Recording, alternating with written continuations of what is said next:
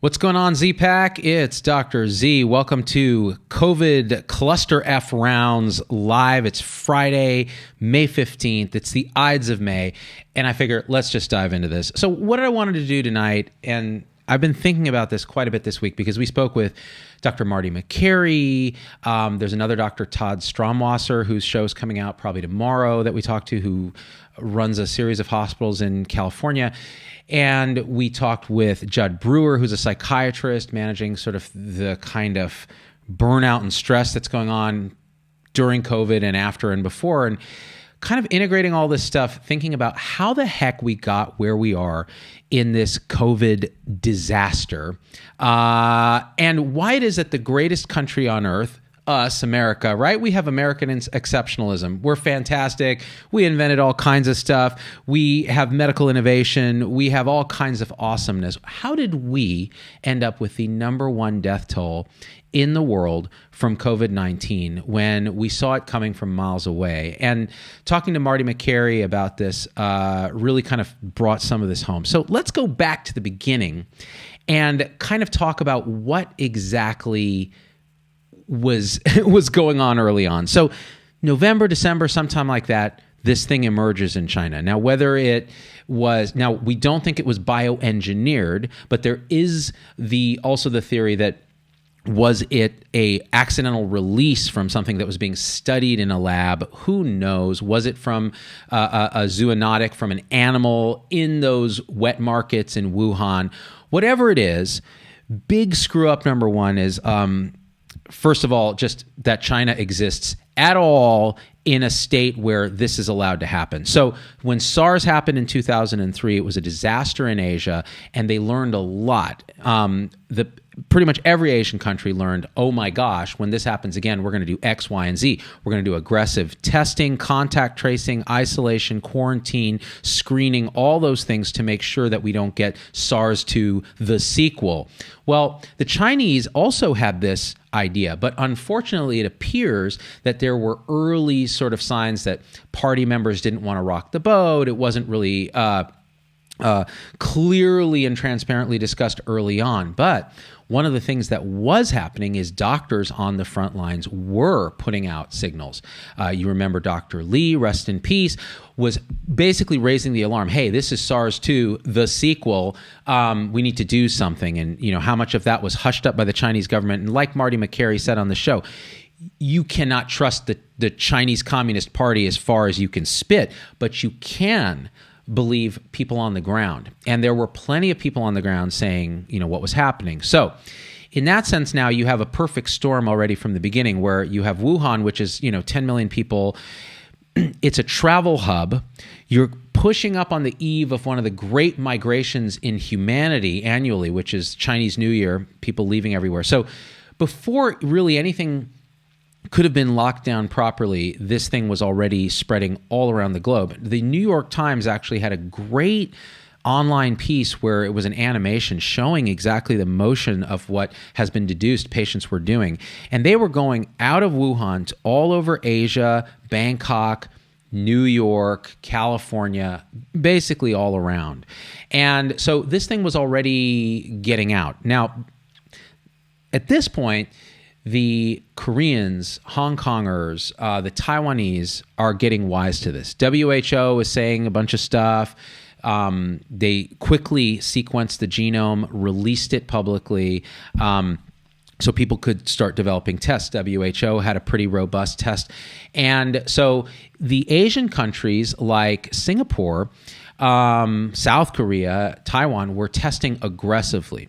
We're doing something called contact tracing, which is if someone tests positive or has symptoms or is presenting with a case of this, they would figure out through a pretty aggressive mechanism using technology, which even at the time I remember saying, hey, what these guys are doing, the U.S. would never. You would have privacy advocates screaming bloody murder if we try to do this in the U.S.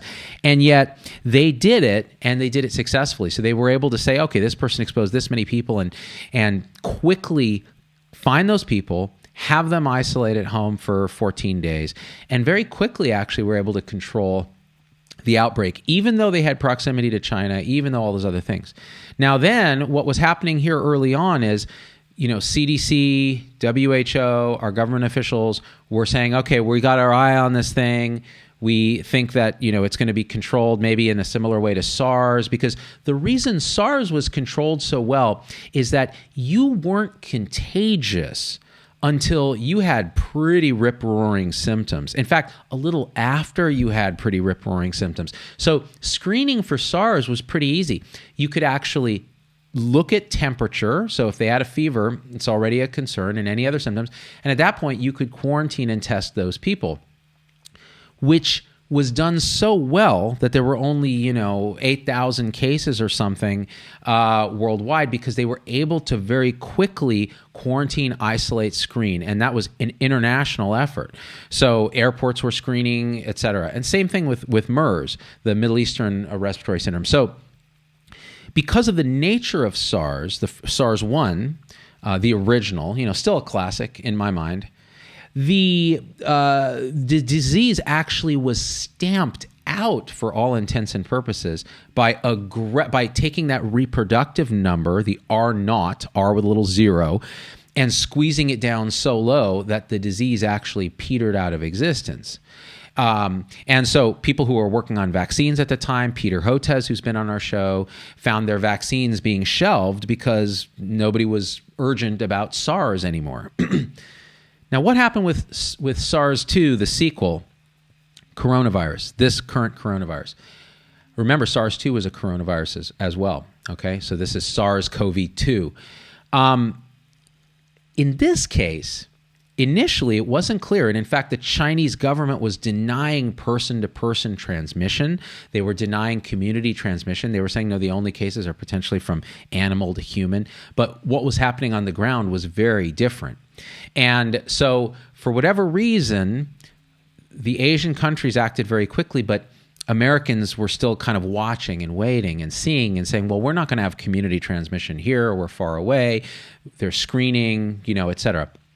Little did they know that the way the sequel presented the current COVID-19 disease is that people could be asymptomatic, have no symptoms, and still be replicating virus and still be shedding and transmitting virus. And as a result, all your screening protocols that don't involve direct testing are going to fail, because people who already have symptoms, it's already out of the bag. They could have been transmitting disease for days prior to developing symptoms. And early data from the Diamond Princess and other situations showed that it's asymptomatic people, a large proportion, maybe never develop symptoms. Some have symptoms that are very delayed until later, and they've been transmitting the whole time.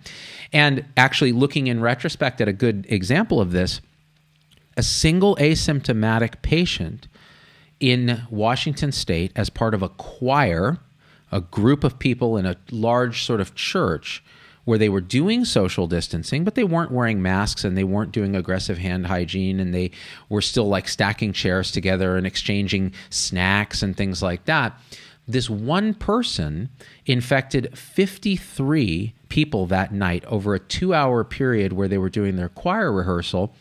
And that asymptomatic person ultimately led to 2 people dying in that cohort of 53 infections. Now, it's interesting too, because if you look at the average median age in that group, it was 69. So that was a much older group, and 2 lives were lost out of 53, right? Which is a roughly 4% mortality in an elderly population. It's kind of interesting. But the idea then that this super spreader could actually infect so many people without ever knowing it. And part of the reason they were super spreading is another thing that wasn't understood about this virus early on, or wasn't really communicated well, which is that whether you're symptomatic or asymptomatic, you can project this thing into the air by aggressive breathing. So in the course of singing, that is a projection from the lower respiratory tract into the air. We don't know the distance, but the truth is, when you're thinking about infection, you need a particular dose of virus to get you infected. So it has to reach a certain threshold. And in order to hit that threshold, it needs to get in your eyes or your nose or your mouth or on your hands and then in your eyes, nose, or mouth. And that takes some time. So the majority of cases were not transient experiences where you were briefly exposed to someone. They were close contacts, family members, people living in the same house indoors, which is another thing we learned about this virus, which is it does not like the outdoors as much. Sunlight, UV, high temperatures don't do well for this virus, but indoors is a perfect environment. So here you have this church, and a super spreader who has now got a captive audience around them. They're putting the virus into the air, and then people, it's either getting on stuff and people are touching stuff and touching their eyes, or they're just exposed there for a long time breathing that same confined airspace. And that's how this thing spreads, right? So in the setting of that, then, it's a great illustration of how this thing got way out of hand. Now, this was happening at a time when I think it was like the day of or a day prior to when Washington decided to do a shelter in place or a lockdown. So what happened to these 53 people? And this is now we're translating into the American experience. They actually went home. Some of them started developing symptoms. They talked amongst themselves. They started to self-isolate. One of their representatives then reached out to the public health department and said, hey, we think something's going on. They then got tested, etc. But by this automatic process of doing the right thing, having symptoms and self-isolating, talking to public health, they were able to avert possibly hundreds of thousands of more infections. So let's think about that. There was no real direct government intervention. They just decided to do the right thing because they were good, conscientious citizens.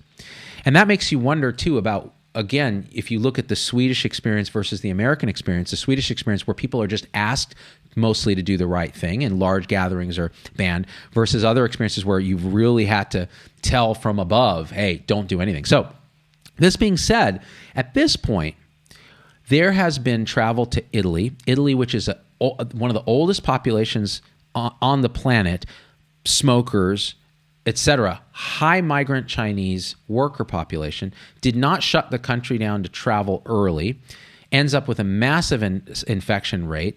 They're not known for their DNR, DNI code status, so everyone's on ventilators. The healthcare system gets overwhelmed. People are dying left and right. But at the same time, people are traveling back and forth to New York, which is a major travel hub, and the rest of Europe is getting infected. At this point, the Europeans are already getting wise to this and are doing aggressive lockdowns, spinning up testing, using either their own tests or WHO's tests. So what happened in the U.S.? At this point, early on, CDC says, well, this is a thing. And they are asked to decide what, and there was a great Rolling Stone of all things, Rolling Stone article about this whole process of clusterffery, right? I'm trying not to curse, so you guys will share this.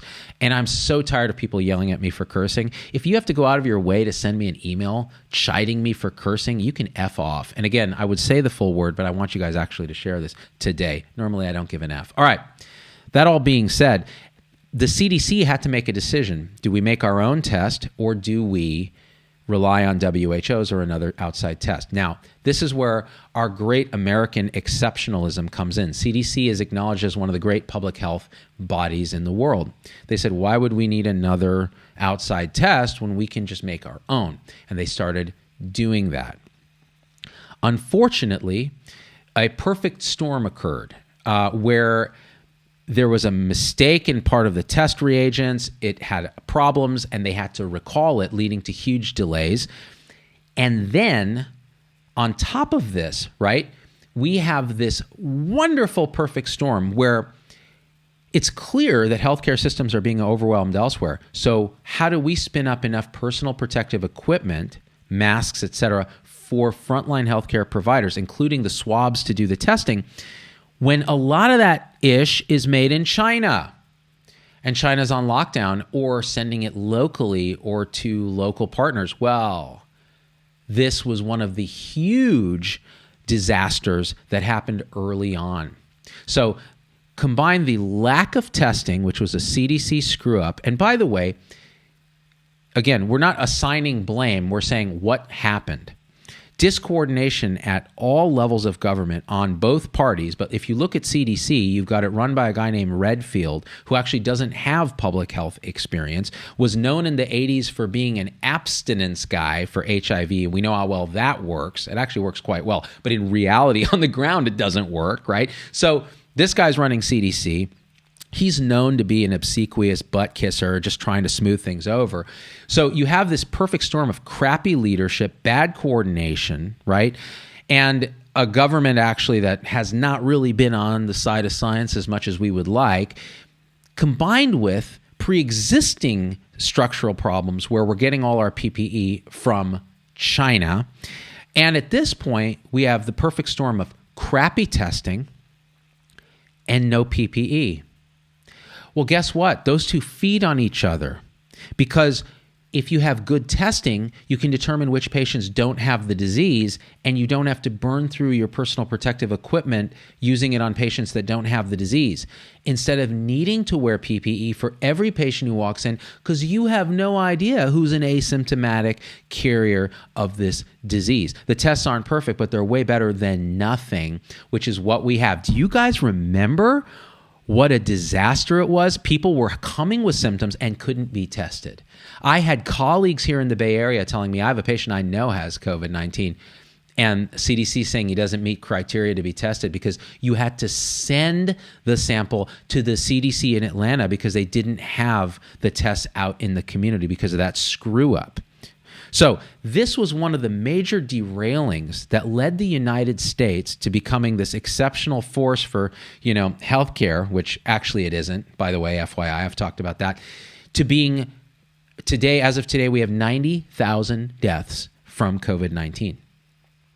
And you could say that a lot of those were preventable if we had done the right thing early on. Now, at this point, there's crappy testing. We're seeing community spread, which is actually underestimating what's been happening because of asymptomatic carriers. Looking at antibody studies, which aren't great. We've talked about this in other shows. The prevalence of this disease is like 2 to 3 to 5 to 15%, depending on where you are. Every location is handling it differently. So San Francisco handled it actually pretty well, clamped down quickly and aggressively, and actually bent the curve pretty rapidly, but sacrifice quite a bit of what people would consider individual liberties, because I have to wear a mask on an outdoor trail system, right? New York was a little slower, and it's a much more difficult thing to handle because it's so dense, so much travel, and the cat had already been out of the bag at that point. So massive rates of infection, healthcare system coming very close to overwhelm, if not frankly overwhelmed, and healthcare professionals on the front lines dying because they don't have enough PPE because of that other screw up that we're talking about. So at this point, it's a complete clusterf, right? And now the Chinese, who figured out pretty quick how to handle this, shut everything down, universal masking. And we're not talking about cloth masks. So let's talk about masking and where this went crazy. So early on, CDC Surgeon General Jerome is saying, don't do masks. I was saying if you wear a mask in public, you're a dick. And the reason I said that is that the masks that people were wearing were surgical masks that they were basically taking from the short supply of frontline healthcare workers who need it. Remembering that the big screw up is we didn't have enough PPE, right? For the people who are at most risk, which are close quarters, prolonged exposure, which means people who are already sick and their family members, and frontline healthcare workers who get this thing at very high rates, which was shown to us by China already. But they figured it out really quick and dropped their nosocomial, their healthcare worker rates very, very low. Including the South Koreans did the same thing, which we did a show with Gloria Huang about how they did this. So at this point, we are way behind the places that are doing this well. They are already in cultures where universal masking is just, that's no problem, right? You just do it. They're using, mostly surgical grade masks. They're not using cloth diapers on their face. At this point, CDC changes its tune and says, well, all right, let's try to weigh what's going on. Instead of, okay, if we say everyone should wear a mask, then they're going to go out and buy surgical masks. So we're going to say it's okay to wear cloth masks, save the surgical mask for doctors, which of course doesn't work because people are going to go buy surgical masks wherever they can. But then let's use cloth masks. Now, the problem with cloth masks is, okay, maybe they reduce the aerosolization of large droplets better than nothing. Right? And that's the problem. It's not so much about protecting you, it's about protecting other people from the droplets. If you have asymptomatic carriers, but they're wearing something on their face, the chances of them spraying the area with infectious material, people touching it, touching their eyes, or breathing it indirectly, much, much lower. They said, yeah, go ahead and wear these cloth masks. And of course, people don't really know how to use them. They're still touching their face. They're putting their cell phone to their face. They're wearing gloves and touching stuff and touching. So again, an education issue, which I ranted about, saying I think cloth masks are dumb because people are going to misuse them. Now, where has my thinking evolved, and where should we be going with this? Because right now, I think masking is becoming more accepted. You can already start to watch the stigma decrease about masking in the US in areas where there's dense urban environments. So in the Bay Area, I'm now seeing pretty much everybody's wearing a mask. It took a while. It took a few weeks, right? Just like in Asia. And if you look at the countries that handled it well, there's correlation, not causation. There's correlation with universal masking and lower transmission rates for the reason of common sense and scientific extrapolation, but not direct data.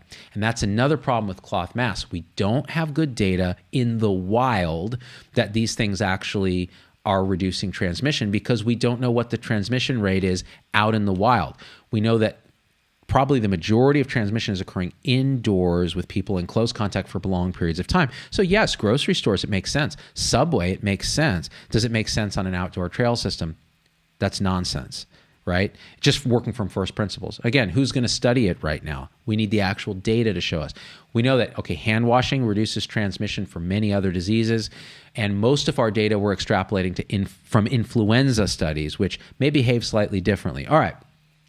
So now you have different levels of lockdown across the country because this country isn't one country. It's a series of federated states, basically, that each have their own thing going on. So Gavin Newsom in California is one extreme, and then you have whoever else saying, just smoke them if you got them, right? So it's going to be very different. But of course, that may well be appropriate in America because the rates of infection and our risks are different. Now, let's get back to why American exceptionalism actually harmed us here.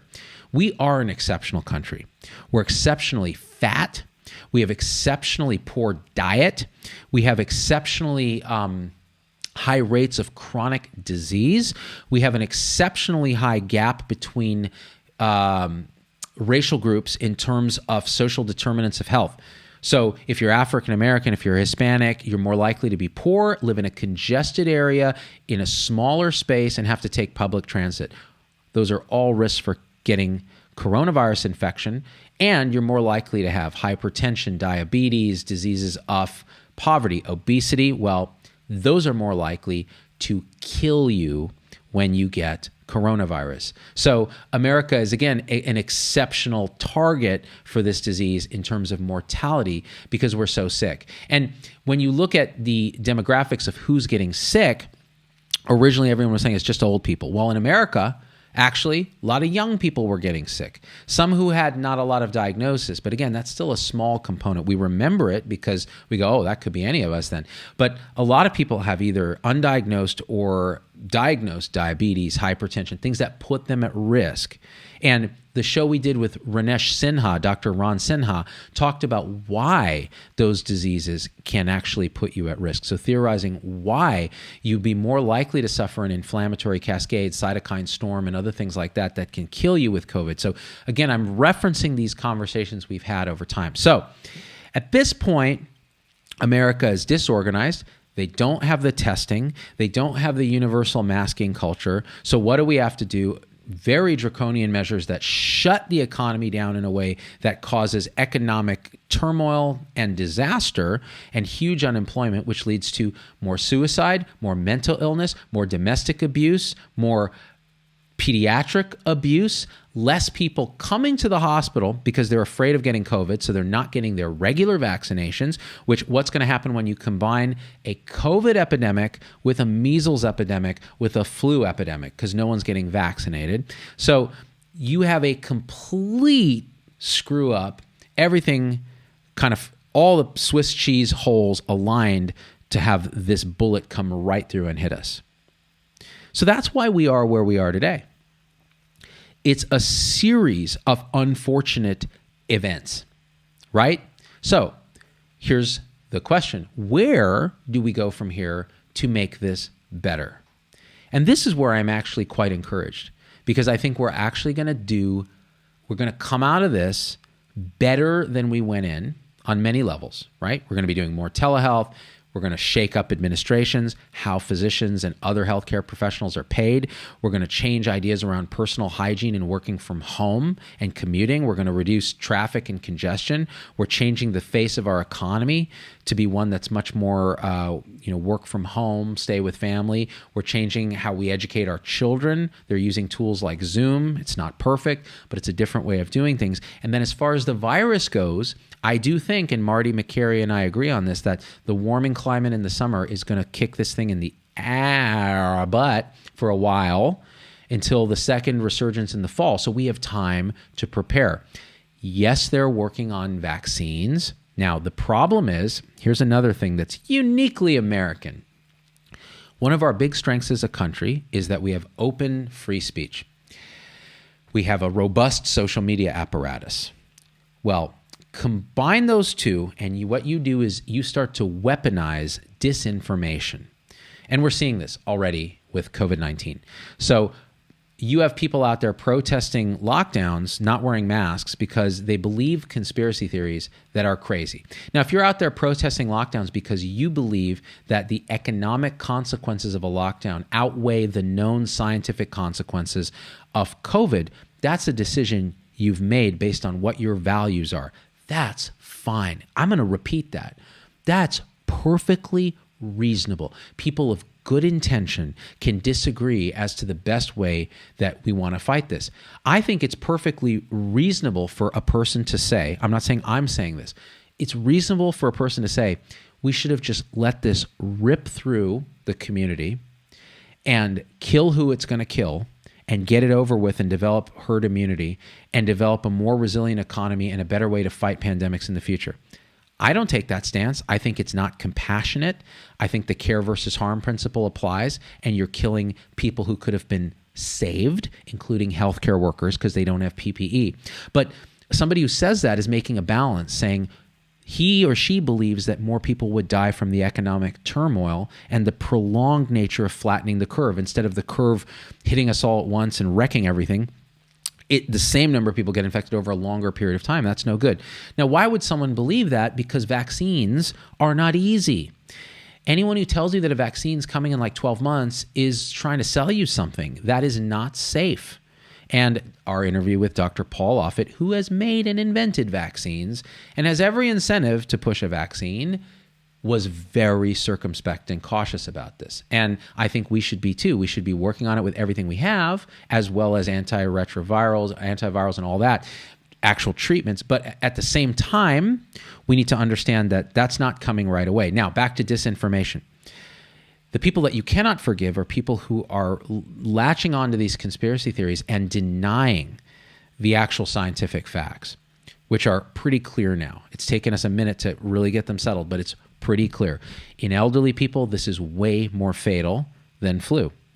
In lower risk people, maybe not so much, but in elderly people, this is a killer. In people with chronic disease, this is a killer. We've had plenty of guests on the show. Scott Weingart is one of them, talking about how this disease is so different clinically from flu in how it's killing people. We're seeing, and this is the evolution of this understanding of this disease, we're seeing blood clots in patients who have no business clotting. We're seeing inflammatory cascades and multi-system organ failure. We're seeing heart pathology because of ACE2, presumably ACE2 receptor mediated damage from the virus. And again, we've talked about this in other shows, our medical updates. And this is remarkable in that people who are recovering can suddenly die of a cardiac arrest. And now we're starting to see, whereas before we thought children were not affected really at all, we're seeing a rare but still very concerning pattern in children of this multi-system inflammatory syndrome of children, MISC, which looks like Kawasaki's disease, which is an autoimmune disease in children that affects blood vessels in the heart, larger blood vessels in the heart. We're seeing a slightly different syndrome that resembles it somewhat in children now, and the cases are popping up in a way that's way more than random probability, and they're often associated with a positive COVID test or an exposure to the coronavirus that causes COVID-19 disease. So as this disease evolves, our understanding of it evolves. Originally, everybody was getting intubated early. Even I said, hey, the standard of care from what we're seeing in Washington State is intubate early if you think people are looking like they have low oxygen levels. Now we're realizing there are people called happy hypoxemics who can actually tolerate low oxygen levels quite well. And so avoiding the cascade that happens when you put a breathing tube in someone and force air into their lungs under pressure, that creates its own set of problems. And we talked to Dr. Wes Ely on the show about that set of problems that you create. How do you balance that? We're getting better at that. One of the advantages of flattening the curve, by the way, is that you buy yourself some time to learn how to manage the disease. I would much rather get sick with COVID-19 later when we have a better understanding than early on, right? And so this being said, right now, we have to understand what we don't know is still a butt ton. What we know is actually growing by the minute. The way we're going to manage this moving on is we're going to take advantage of what's going to happen in the summer, which is going to be a slowing of infections. Take advantage of the time we've bought through our lockdowns. Start to open up where appropriate, doing it thoughtfully. Absolutely, we need to do that because the economic damage and the damage to our way of life costs lives, period. So we have to do that, but we need to watch carefully. And at that point, we do need to consider if we can get PPE spun up, ditching these stupid cloth masks and getting everyone surgical masks. Why isn't the government spending that $3.2 trillion stimulus package on rapidly building factory capacity to manufacture surgical masks for the public? Instead of sending, in addition to sending someone a stimulus check, send them 5 surgical grade masks, which we know from the South Korean experience and the Singaporean experience actually work quite well, right? So then people aren't wearing, flimsy bandanas that give them a false sense of security. And I think we could actually do a lot better, change the culture and the stigma around masking, right? And there is one. So that being said, you do that. Then the question is, in America, are we ever going to be able to spin up a quote-unquote army of contact tracers? This is where I have a lot of reservation because Americans just hate that stuff, right? They have to be shown death and despair at their doorstep to give up, their privacy or to, give up the freedom not to wear a mask, something like that. And in places where that is happening, like New York, they're willing to do it. In places that haven't seen enough COVID, they're willing to deny it even exists as a thing. They think it's a government conspiracy. And there's no way they're going to let contact tracers, violate their privacy. So we have to start to think about what that means. And the question is, are we ever going to have enough capacity to do the testing and the contact tracing that would lead us to a Singapore-like outcome? Or are we going to be stuck with this is going to burn through our population at a rate that is slowed by some of the auto distancing practices? Now back to this. Sweden. There's all kinds of press on Sweden, and how you read that press depends on your politics. If you're right of center and you're a right of center press outlet, you're going to spin that as, hey, look, these guys didn't have draconian shutdowns and they're doing just fine. If you're left of center, your press is going to spin it as, look at the excess number of deaths in Sweden relative to other countries that did more aggressive lockdowns. Here's where I think the truth is, and as usual, it's somewhere in the middle. Most of their deaths are in the elderly, in nursing home populations, which they did not manage correctly early on. They self-admitted this. But the rest of the population is doing what that choir in Washington State did. They're doing what a grown-up, responsible person would do. If they had symptoms, they self-isolate. They're doing basic rational self-isolation. Now they're different because the majority of their households are single-person households. Social distancing is built in. In America, that's not how it is. In Louisiana, there's multi-generations living in a single house. And a lot of the infections happen in those homes in close quarters with sustained contact because it's area under the curve of how many virus particles are you exposed to over time. So it's a very different experience, but the auto-regulation of people just saying, you know what, I see a lot of people are getting sick. I'm going to be a little bit more careful about going out. If I have symptoms, I'm going to wear a mask no matter what, this kind of thing. That can help a lot. And that means actually relying on our fellow citizens to do the right thing so that we don't have to necessarily shut down the economy, right? Grocery stores have actually done a pretty good job. Even in, you have places where the curve has been bent a lot. Grocery stores are open. People are wearing masks, right? Checkout clerks aren't getting massively sick. So something's working. And we should learn from the bright spots of what is actually working, which we've talked about on the show, the different bright spots where things actually work. So that all being said, let's see if we have some comments here that we can read.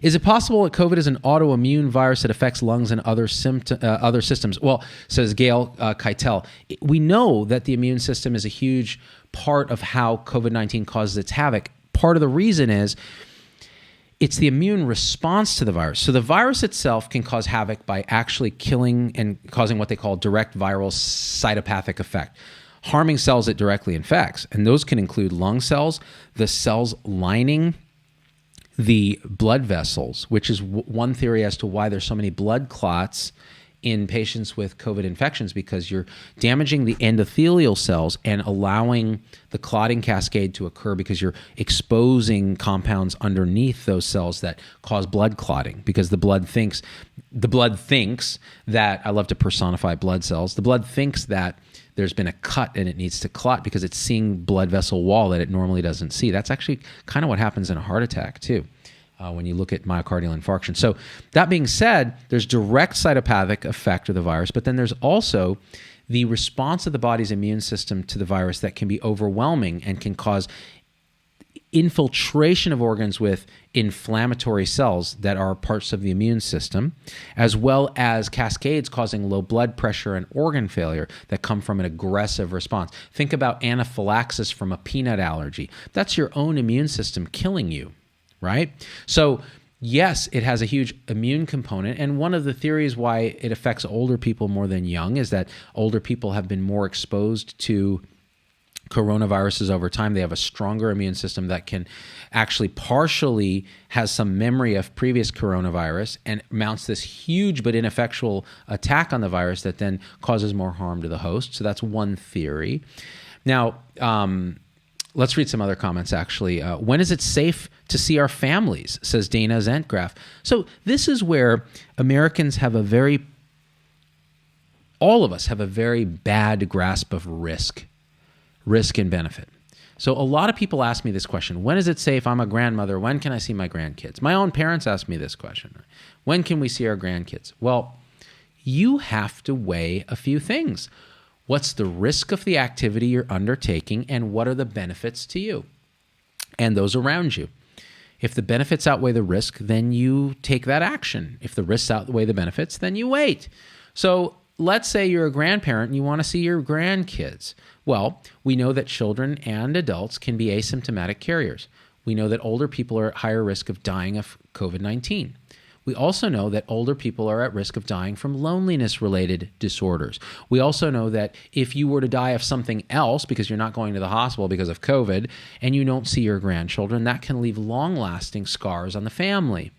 There's all kinds of considerations. So how do you mitigate the risk, which is dying of COVID, and maximize the benefit, which is hang out with your kids? Well, one way might be going and seeing them from a distance on a front lawn outside where it's sunny. Well, UV rays, it's warmer, Maybe you're wearing masks so that if somebody coughs or projects something, you're safe. That's one way to mitigate risk. Or you may say, I'm okay with getting infected and I'm willing to see my grandchildren because I know I'm not going to make them so sick that they're likely to die. That's very unlikely. So you can weigh the risk that way. This is the same thing as we open up. How much risk are you willing to take? Do you want to go to a restaurant and not wear a mask and have a waiter who is wearing a mask, thinking the risk is not that high if there's good ventilation, especially if there's outdoor seating?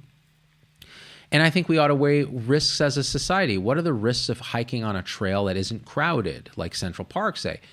Well, they're pretty damn low.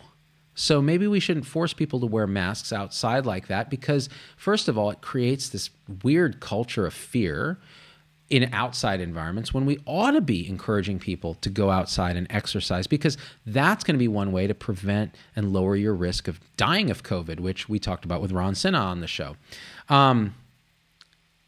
Let's see. Boy, these comments move so fast. Let me try to grab a few others here.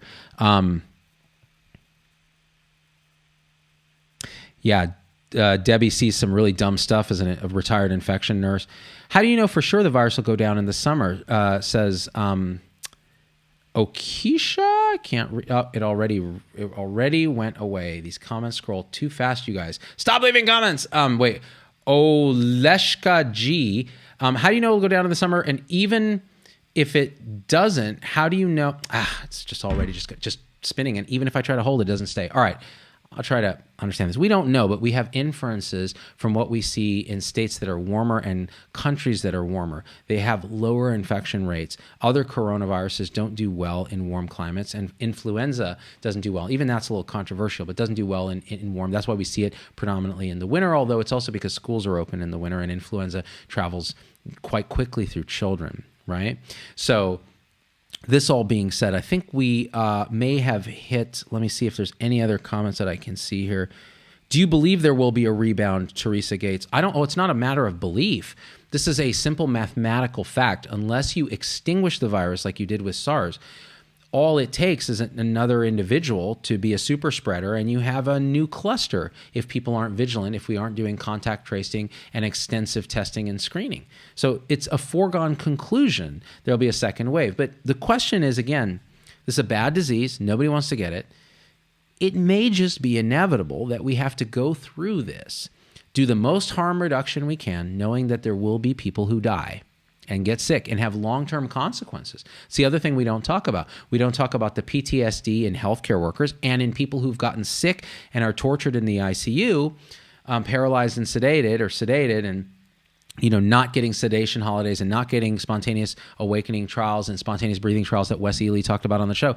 And they're suffering prolonged cognitive deficits.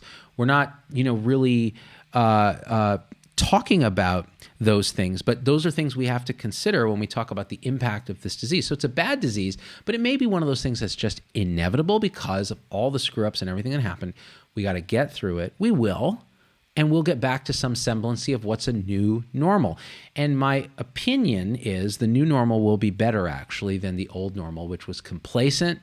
And I suspect that the habits we learn between social distancing, hand hygiene, masking when you're sick or when you're not sick, might actually find that we reduce influenza and other respiratory diseases, particularly among elderly and those that are vulnerable, in a way that's permanent, which would be fantastic. So I'm actually quite encouraged that American exceptionalism will actually find a lot of good silver lining. I think we're going to totally revamp the healthcare system.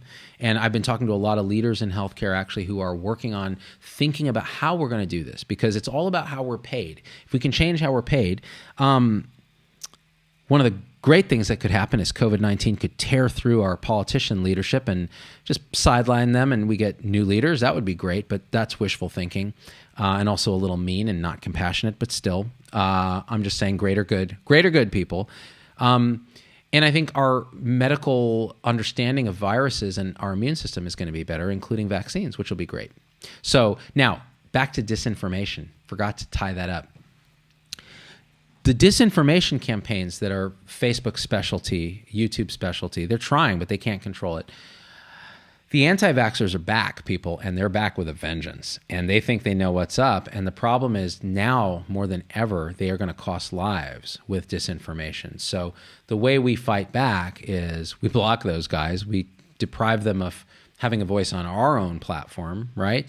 And we fight that with information and rational dialogue, and also accepting that the anti-vaxxers and the conspiracy people have a point. There's hell no, you shouldn't trust the government or big corporations to keep you well and healthy. You have to think for yourself, but that means using critical thinking. And unfortunately, that's where anti-vaxxers and conspiracy people fall flat. Their critical thinking is stunted. So maybe we ought to focus on teaching critical thinking. And I'll be doing a podcast on Sunday with somebody who's a kind of a famous podcaster talking about how we can get better at our own critical thinking. All right, so that's the main thing I wanted to say at 45 minutes. The other thing I wanted to say is I want to thank all the supporters of the show who subscribe for $4.99 a month on Facebook or $4.99 and up, whatever they choose on YouTube, or send support through PayPal at paypal.me/ZDoggMD, because in this time, this is the way we support the team and our show and our broadcast. So it means a lot to us. But the way you can really support us, if you can't do that or don't, because people are going through hard times, guys. That's why I appreciate it so much that you're able to do this. And I support, my ongoing team for that reason. Leave a comment, share the video, tell us what you think. That is spreading information and critical thinking. So I love you guys. I will see you the next time we do a show, and we are out. Peace.